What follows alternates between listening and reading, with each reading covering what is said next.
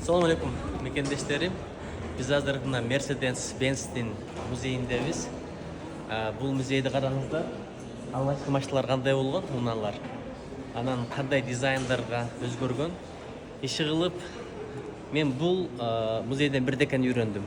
Бир жетишкендикке токтоп калба деген гана пасылды түшүндүм да. Анткени булар өнүгө бериптир, өсө бериптир, моторун да өнүктүрүптүр, дизайнын да өнүктүрүптүр.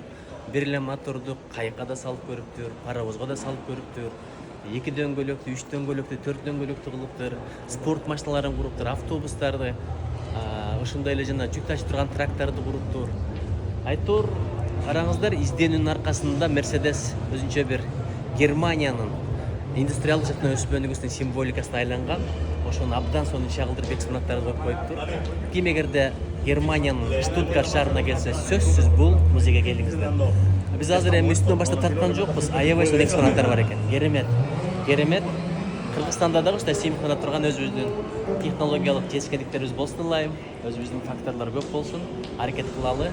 Аракетке жараша берекет. Эгерде билимге жетсек, билим аркылуу башкага да жетебиз. Чоң рахмат.